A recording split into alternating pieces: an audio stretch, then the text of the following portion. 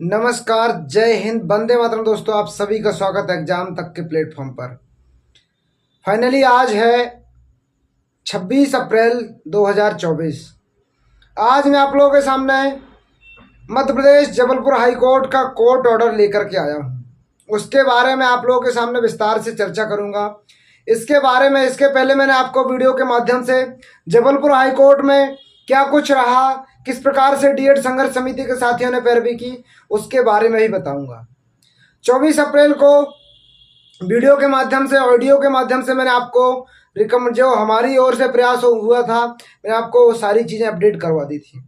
अब मैं आपको प्रत्यक्ष रूप से बताऊंगा हमारी क्या और कैसी स्थिति रही, कैसी रणनीति रही, किस प्रकार की रणनीति से हम यहाँ तक आए, उनके बारे में विस्तार से चर्चा करूंगा। अब finally Madhya Pradesh Jabalpur high court का कोर्ट ऑर्डर आ चुका है। तो आप लोगों के समक्ष आपके मन में आ रहे होंगे, क्या रिटर्न सबमिशन के लिए समय दिया गया है, या क्या बीएड वालों को रिटर्न सबमिशन लगाना है या डीएड वालों को रिटर्न सबमिशन लगाना है, किस प्रकार से क्या होगा, उसके बारे में भी चर्चा करूंगा। सबसे पहले तो अगर आप चैनल पर नए हैं, सही और ऑथेंटिक जानकारी चाहते हैं, तो बिना किसी देरी के चैनल को सब्सक्राइब कर लीजिए। सब्सक्राइब करने का बेल आइकन जरूर प्रेस कीजिए। देखिए, मैं आपको बताने जा रहा हूं डीएड वर्सेस बीएड भर्ती विवाद में मध्य प्रदेश के जबलपुर हाई कोर्ट की सुनवाई के बारे में। मध्य प्रदेश के जबलपुर हाई कोर्ट में सुनवाई जैसे शुरू होती है, मैं कोर्ट रूम के सामने ही था। अगर आप देखना चाहते हैं मुझे, तो माननीय रमेश सर के चैनल में आप स्टार्टिंग से देखेंगे तो 6 मिनट से मैं और रघुवंशी सर स्टार्टिंग से प्रवेश करते हैं। 1 घंटे 53 मिनट का जो वीडियो है, 6 मिनट से व्हाइट टी शर्ट के साथ में ही अंदर कोर्ट रूम के अंदर जाता दिखूंगा। उसके बाद से 33 मिनट के आगे देख सकते हैं आप मुझे, रामेश्वर सर को फाइल देने का काम मैंने किया था। 1 घंटा 53 मिनट के वीडियो में आप देखेंगे तो वहां पर सारी चीज आपको देखने को मिल जाएगी। तो 6 मिनट में आपको मैं वहां दिखूंगा, वो 1 घंटे के 53 में, बाकी 33 मिनट के बाद दिखूंगा। बाकी मैं 1.5 घंटे 1 घंटे 53 मिनट की सुनवाई में 1.5 घंटे तक कोर्ट रूम में ही मौजूद था। पूरी सुनवाई को मैंने बखूबी तरीके से अंदर रहते हुए माननीय जज महोदय के प्रत्यक्ष सामने खड़े होकर के सारी चीजों को एकदम बखूबी से देखा है। किस प्रकार से उस दिन मूड में थे जज महोदय जी, किस प्रकार से बीएड वाले डेट की फिराक में थे, उसके बारे में भी चर्चा करूंगा। वीडियो थोड़ा लंबा हो जाएगा, लेकिन आप वीडियो पूरा जरूर देखिएगा, क्योंकि आपके भविष्य को लेकर के वीडियो बनाने जा रहा हूं। और जो मैंने कोर्ट रूम में मौजूद होते हुए देखा, मैं आपको वो सब बताऊंगा। सबसे पहले तो जैसे सुनवाई होती है, तो माननीय रामेश्वर सर उस समय उपलब्ध नहीं थे, क्योंकि वो कहीं ना कहीं अपने दूसरे निजी मैटरों से दूसरी जगह चले गए थे। तो अर्जेंट में रघुवंशी सर और मुझे जाना पड़ा। जब तक रामेश्वर सर आ गए थे तो स्टार्टिंग होती तो गोपाल शंकर नारायण सर स्टार्ट करते हैं। उसके बाद ब्रीफिंग जो वीसी से रहते तो सारी चीज़ें सब मोर्चा संभाल लिया जाता है। इसके बाद माननीय रामेश्वर सर भी आ जाते हैं, सुनवाई का दौर चालू होता है। इसके बाद बीएड के तरफ से रूपरा जी ये बोलते हैं कि अभी सरकार का वकील नहीं आया है, तो थोड़ा सा डेट दे दी जाए, समय दे दिया जाए, कंसीडर करने की कोशिश की जाए, please give me some more time. उनका बार बार डेट लेने का तरीका रहता है। बार बार आप देखेंगे स्टार्टिंग में ही यही, जब 7 या 8 मिनट की शुरुआत होती है तो रूपरा जी यही बोलने की कोशिश करते हैं। तो जज महोदय जब 2-5 मिनट बाद तक सुनते रहते हैं, उसके बाद बोलते नहीं, अब फाइनल डिसीजन आज ही होगा, बहुत डेट दे चुके हैं हम, इसके बाद डेट नहीं होंगे, फाइनल आज ही करना है हमें।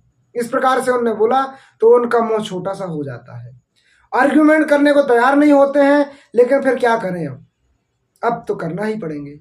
तो इसके बाद जैसे सुनवाई शुरू होती है तो माननीय गोपाल शंकर नारायण जी आर्ग्यूमेंट शुरू करते हैं। लेकिन गोपाल शंकर नारायण का जो थोड़ा सा आर्ग्यूमेंट करने के बाद फिर वो वीसी चले जाते हैं। इसके बाद माननीय मीनाक्षी मैम वो अपना आर्गुमेंट चालू कर लेती हैं। तो अब 30 मिनट के बाद से जैसे मीनाक्षी मैम का आर्गुमेंट चालू हो जाता है, उसके बाद से उनका कंपाइलेशन जो रहता है मीनाक्षी मैम का, उस कंपाइलेशन के बाद हमारी कोर कमेटी के सदस्यों ने मुझे सारी चीज़ें अवगत करा दी थी कि किस प्रकार से कंपाइलेशन है, किस प्रकार से आपको बताना है। तो उस कंपाइलेशन को बखूबी तरीके से मैंने माननीय रामेश्वर सर को सभी तरीके से बताया कि मतलब आपको इस प्रकार से अगर वो बोलेंगे तो आपको इस प्रकार से देना है, और अपनी विपक्ष पार्टी को भी उनका कंपाइलेशन देना है। तो विपक्ष पार्टी को भी माननीय मीनाक्षी मैम का कंपाइलेशन दिया गया और रामेश्वर सर को भी मैंने कंपाइलेशन के बारे में बता दिया कि इस प्रकार से कंपाइलेशन है। तो उनने बखूबी तरीके से देखा और अच्छे से पढ़ भी रहे थे। वही कंपाइलेशन माननीय जज महोदय भी अच्छे से देख रहे थे, सारी चीजें चल रही थी। तो मीनाक्षी मैम के कंपाइलेशन में कम से कम अच्छी बहस हुई। 8 से 10 मिनट मीनाक्षी मैम का पूरा कंपाइलेशन चला। अब उसके बाद मीनाक्षी मैम के कंपाइलेशन के बाद फिर से बीच में पटवालिया सर बोलने लग जाते हैं। अब जब पटवालिया सर बोलने लग जाते तो मीनाक्षी मैम बोलती हैं पटवालिया सर को कि मतलब बीच में आप मत बोलिए। इसके बाद जज महोदय भी पटवालिया जी को डांटते हैं। जब जज महोदय पटवालिया जी को डांटते हैं तो वो सॉरी बोलने लग जाते हैं कि मतलब सॉरी, नेक्स्ट टाइम से ऐसा नहीं होगा। आप 1 घंटा 53 मिनट का वीडियो देखेंगे तो आपको समझ में आ जाएगा। माननीय रमेश रॉयल सर के यूट्यूब चैनल पर जो डला हुआ है उसको देखेंगे तो आपको पूरा समझ में आ जाएगा। अब जैसे पटवालिया जी सॉरी बोलने लगते हैं, उसके बाद से फिर मीनाक्षी मैम एकदम पूरा प्रॉपर तरीके से अपना कंपाइलेशन रखती हैं।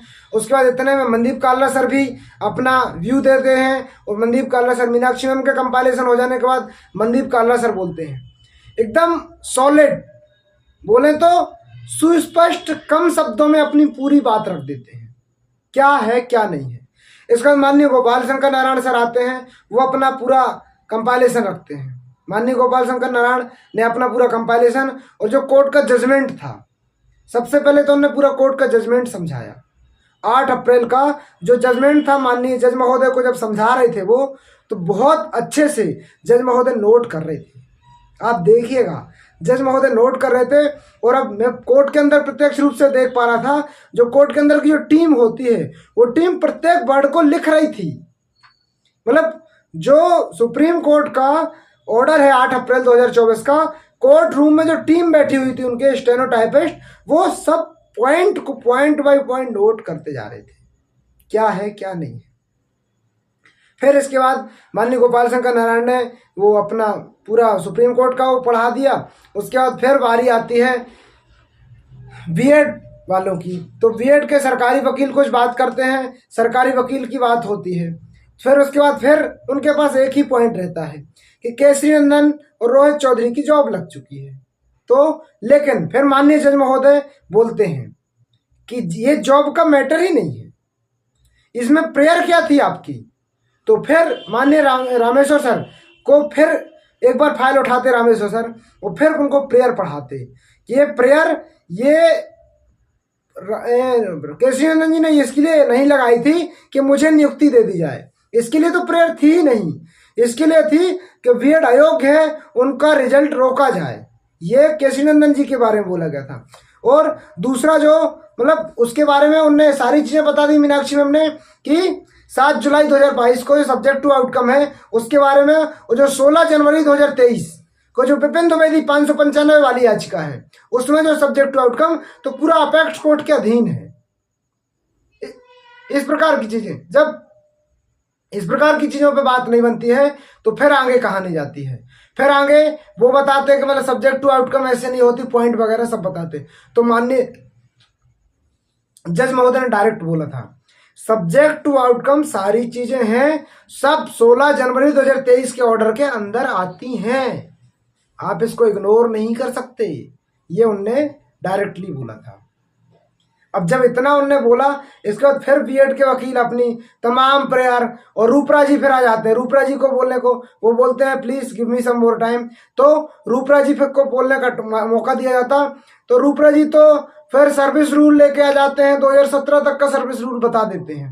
फिर जज महोदय बोलते हैं कि मतलब ये सर्विस रूल तो ऑलरेडी चैलेंज है और 2017 का बताने की क्या जरूरत है। तो इस प्रकार से पूरे वार्तालाप होती है और घड़ियाल साहब को भी फिर मौका दिया जाता है और रूपरा साहब को भी मौका दिया जाता है और दिनेश चौहान जी भी बोलते हैं। सभी लोग अपना अपना पक्ष रखते हैं और रखना भी चाहिए। सबने अपना अपना पक्ष रखा क्योंकि कल को किसी को ये नहीं बोलने को मौका रहना चाहिए कि हम नहीं बोल पाए या हमें नहीं सुना गया, सभी को सुना गया। फिर उसके बाद अपने रामेश्वर सर भी बोलते हैं इंग्लिश में। सारी चीज़ें उनने अच्छा बखूबी तरीके से पक्ष रखा डीएड का कि उन्होंने पूछा कि किस कौन सी याचिका हैं, कितने याचिका करता है और केसरी नंदन और रोहित चौधरी की याचिका मतलब एडवोकेट कौन है। तो उन्होंने कहा इस उनके हम हैं और बाकी कनेक्टेड केस के कहें सभी लोग, सभी के पिटिशनर और सभी के एडवोकेट, सभी पिटिशनर के एडवोकेट हम ही हैं। तो इस प्रकार की बातें होती हैं। फिर दोनों पक्षों को सुनने के बाद पूरा आप वीडियो देखेंगे तो जज महोदय ने 7 से 8 बार ऑर्डर रिजर्व करने की बात बोली। पूरा वीडियो आप ध्यान से देखेंगे तो समझ में आएगा आपको। इस प्रकार से कोर्ट रूम में अपनी डीएड वालों की सारी बातें पॉजिटिव तरीके से रखी गई हैं। अब कोर्ट फैसला इंडिपेंडेंट तरीके से देता है और फैसला उम्मीद है डीएड के पक्ष में ही आएगा। और उम्मीद है फैसला जो 8 अप्रैल 2024 को जो डिसाइड हुआ है उसी के अकॉर्डिंग ही आएगा और फैसला जल्द आने की उम्मीद है। इस प्रकार से डीएड वर्सेस बीएड भर्ती विवाद की सुनवाई का दौर खत्म होता है। ये कोर्ट रूम में जो मुख्य बातें थी मैंने आपको वो बताई। तो उसके बाद चार्ट के बारे में ही पूछा गया तो हमने चार्ट भी पेश किया था। उसके बाद भर्ती के बारे में ही बताया था, कब भर्ती आई, कब नोटिफिकेशन आया, उसके बाद सारी चीजें हमारे द्वारा बताई गई थी। तो इस प्रकार से कोर्ट के अंदर क्या हुआ क्या नहीं हुआ वो सारी चीजें आपको बताई हुई थी। अब मैं आपको बता दूं जो कोर्ट ऑर्डर है, कोर्ट ऑर्डर आप देख सकते हैं डिस्प्ले पर लगा हुआ है। कोर्ट ऑर्डर में ज्यादा कुछ खास लिख करके नहीं आया। कोर्ट ऑर्डर में ज्यादा यही लिखा है कि सभी एडवोकेट पैनल के नाम, एडवोकेट पैनल के नाम के बाद क्या है कि उसमें यही लिखा गया है कि जो तुलनात्मक जानकारी, यानी कि अब आएगी मेन बात डीएड वर्सेस बीएड भर्ती विवाद में। जैसे सभी लोग बोल रहे थे कि 10 अगस्त को नियुक्ति आदेश जारी हो गए थे डीपीआई की तरफ से, तो जज महोदय ने ये नहीं मांगा। जज महोदय ने ये मांगा है कि 30 मार्च को नियुक्ति आदेश जारी होते हैं तो किस दिनांक को इन लोगों ने स्कूल में ज्वाइन किया। सबने 4 अप्रैल, 5 अप्रैल, 10 अप्रैल इस प्रकार से ज्वाइन किया था। 10 अगस्त को नियुक्ति आदेश जारी हुए तो किसने कब ज्वाइन किया। तो माननीय जज महोदय ने ये जानकारी मांगी है कि किसने कब नियुक्ति पत्र के बाद विद्यालय में ज्वाइन किया। वह नियुक्ति दिनांक कोर्ट के द्वारा मांगी गई है। अब 10 अगस्त की बात खत्म, नियुक्ति कब दी गई आपको ये बात कोर्ट महोदय द्वारा मांगी गई है तो आपको ये बात देनी है। ये मेन मुख्य उद्देश्य है कोर्ट महोदय का। तो ये जानकारी सरकार को देनी होगी जल्द। इस प्रकार का कोर्ट ऑर्डर में है, बाकी और कुछ ज्यादा है नहीं। बाकी जल्द ही कोर्ट ऑर्डर के बाद जल्द ही फैसला भी आ जाएगा। और क्योंकि कोर्ट के रूल रेगुलेशन रहते हैं, मतलब कोई टाइम बाउंडेशन तो नहीं रहता, लेकिन फिर भी हाई कोर्ट का जल्दी आ जाता है। सुप्रीम कोर्ट में टाइम लग जाता है लेकिन हाई कोर्ट का जल्दी आ जाता है। से आपने माननीय छत्तीसगढ़ हाई कोर्ट का देखा, वो जल्द आ गया। मध्य प्रदेश के जबलपुर हाई कोर्ट का भी जल्दी आ जाएगा। तो तमाम डीएड के साथियों का मैं बहुत बहुत धन्यवाद देना चाहूँगा जिनने आर्थिक और मानसिक रूप से हमें सहयोग किया था और आगे से करते आए हैं। उन सभी साथियों को बहुत बहुत धन्यवाद। यह वीडियो सभी साथियों तक भेज दीजिएगा। और व्यस्तताओं की वजह से मैं वीडियो नहीं बना पाया था, तो आज मैंने आपको सारी चीज़ें अवगत करा दी, क्या कुछ कोर्ट रूम में हुआ, क्या कुछ आगे की कहानी। अब आगे की कहानी के लिए मैं बोलना चाहूँगा कि डीएड कोर कमेटी जैसा निर्णय लेगी उस पर आप साथ रहेंगे और उससे सपोर्ट करेंगे। अभी तक अपन लोगों के साथ बहुत अच्छा हुआ और आगे भी बहुत अच्छा होगा। इसी के साथ चैनल पर नए हैं सब्सक्राइब कर लीजिएगा। मिलते हैं अगले वीडियो में, तब तक के लिए जय हिंद जय भारत।